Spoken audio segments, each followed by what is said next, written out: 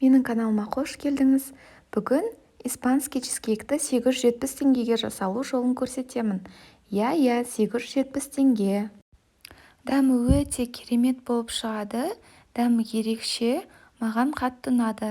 Сіздерге де жасап көруге кеңес беремін. Ең бастысы қолжетімді және табиғи заттардан жасалған. Испанский чизкейкте ең маңыздысы ол творожный сыр.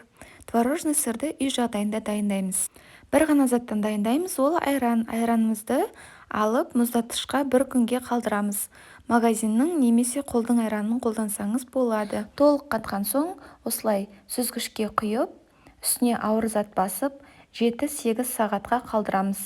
Суы толық аққан соң, осылай қасық тұратындай болған соң, творожный сырымыз дайын. Мінекей қараңыздар, өте қою. Суы толық ақты, астында сары суы қалады. Дәл осы творожный сырдан испанский чизкейкімізді дайындаймыз. Қантымыз бен творожный сырды миксердің көмегімен жақсылап араластырып аламыз. Жұмыртқамызды біртіндеп, бір-бірлеп салып, миксермен жақсылап араластырамыз. Жұмыртқаның барлығын бірден салуға болмайды, жеке-жеке әрқайсысын бөлек-бөлек салуымыз қажет.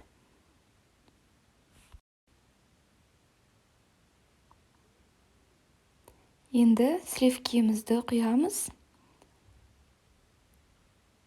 Миксердің көмегімен жақсылап араластырып алатын боламыз. Ендігі кезекте жүгері крахмалын қосамыз. Жүгері крахмалының орнына ұн қолдансаңыз да болады, бірақ сізге жүгері крахмалын қолдануға кеңес беремін, себебі дәмі ерекше дәмді болып шығады.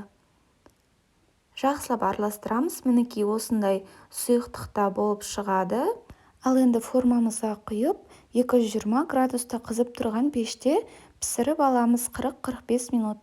Чизкейкіміз дайын, өзі осылай бетінің күйіп пісуі ерекшелігі, және де формадан бірден шешпейміз, толық суыған соң ғана формадан шешеміз. Мінекей в разрезе, дәмі өте керемет болып шықты. Егер де менің рецепттерім ұнаған болса, каналыма тіркеліп қоңыраушаны басып қойыңыздар. Алдағы уақытта осындай қолжетімді заттардан жасалынатын рецепттермен бөлісіп отыратын боламын. Жасап жатсаңыз ас болсын. Видеоны соңына дейін қарағаныңыз үшін рахмет.